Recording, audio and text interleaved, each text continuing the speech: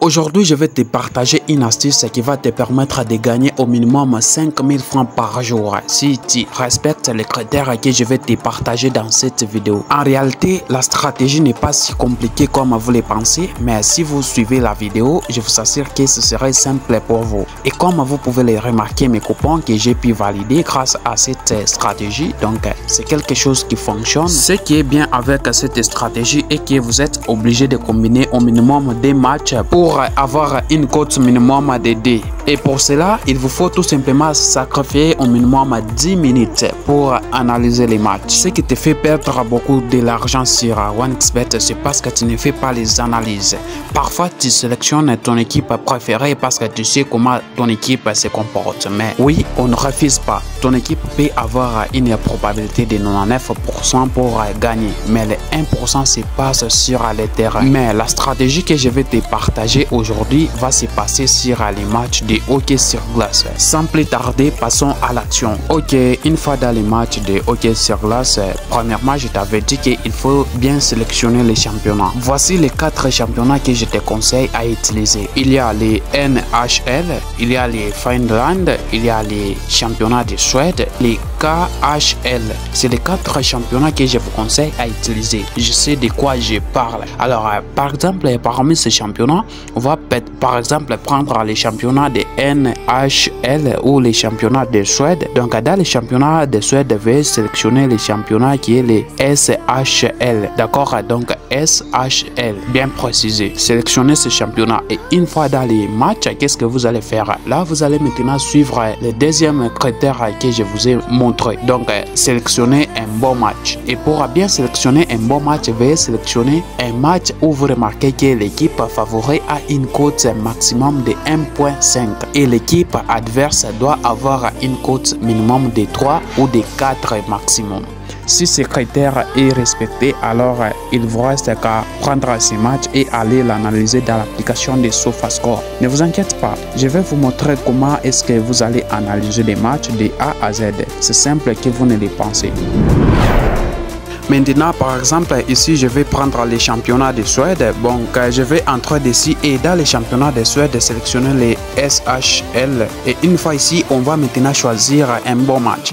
Et ici, on remarque que les deuxièmes matchs respectent bien nos critères. Parce qu'on remarque que l'équipe, les premières équipes a une cote de 1.7 et les deuxièmes équipes a une cote de 3. Donc, ça respecte bien les critères. Et aussi le troisième match, le quatrième match, mais pas le cinquième match. Le cinquième match n'est pas bien.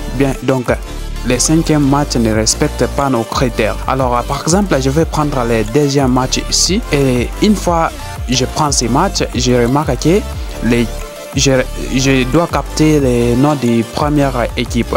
Et une fois que je capte les noms, je vais aller maintenant dans l'application de SofaScore. Et une fois dans l'application de SofaScore, vous allez changer ici, c'est écrit football et vous allez prendre les hockey sur glace. D'accord? Donc, prenez les hockey sur glace. Une fois vous avez changé, vous allez maintenant cliquer sur la barre de recherche et taper le nom de l'équipe en question. C'était l'ULEA comme ça. Voilà, voici. Donc, c'est cette équipe. Donc, on va cliquer dessus et on va cliquer sur un match. Et une fois sur un match, on va prendre les matchs qui va se jouer aujourd'hui à 16 h. Donc, je clique sur les matchs ici. Et une fois ici, qu'est-ce que je vais faire? Je vais maintenant cliquer encore une fois sur un match et voir leur dernier match. Comment est-ce que les scores étaient dans leur dernier match. Et ici, je vous conseille d'analyser les 5 derniers matchs. Donc, on va prendre 1, 2, 3, 4, 5. Donc, on va s'arrêter par ici où vous pouvez aller jusqu'à 6. Ce n'est pas mal. Donc, par exemple, je vais entrer dans les premiers matchs ici et on va analyser. Attention, si vous n'avez pas un compte authentifié et certifié, je vous invite à utiliser le code promo 3MAS et cela vous permettra de bénéficier d'un compte authentifié et certifié.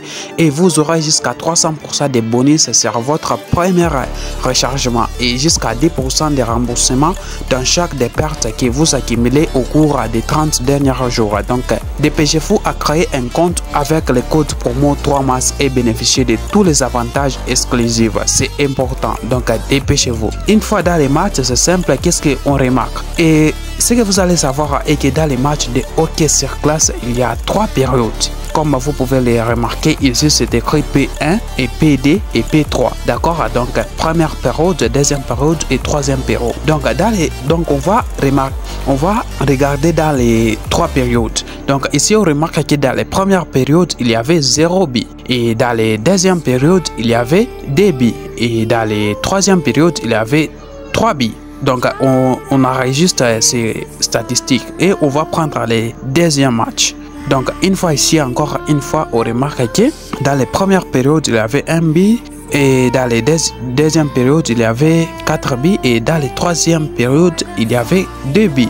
Donc, on enregistre encore une fois ces statistiques. Et on va prendre les 3 derniers matchs.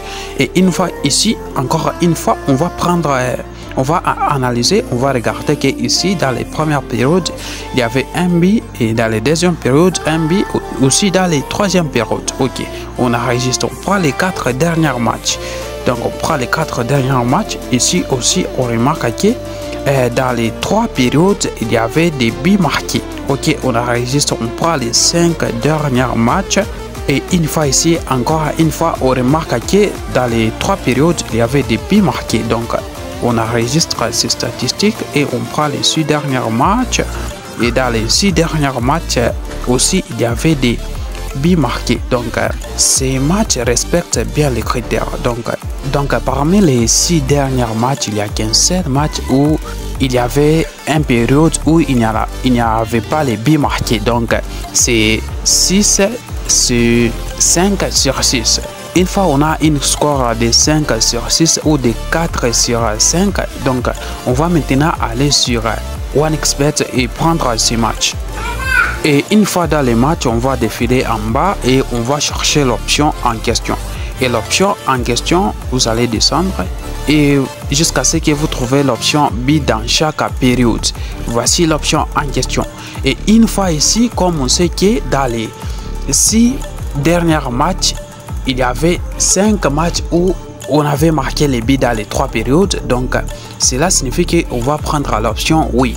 Donc, on prend l'option oui. Attention, si vous avez analysé un match où vous remarquez que dans les 5 derniers matchs, les 2 équipes ne marquent pas dans les 3 périodes, alors si cela vous arrive, qu'est-ce que vous allez faire? Vous allez prendre l'option non. Oui, c'est une cote de 2, mais c'est un peu risqué. Mais je vous conseille, si vous prenez cette option, combinez seulement un match. Ne dépassez pas 2 à 3 matchs. Donc, si vous prenez cette option, prenez tout juste un match. Donc là, je vais chercher un autre match et je viens de trouver ces matchs. Et dans ces matchs, j'ai remarqué que dans les 6 derniers matchs, il y a 5 matchs où les 2 équipes ne marquaient pas dans les 3 périodes. C'est le cas que je vous ai dit et cela arrive à ces matchs. Si ce cas vous arrive, vous avez 2 choix.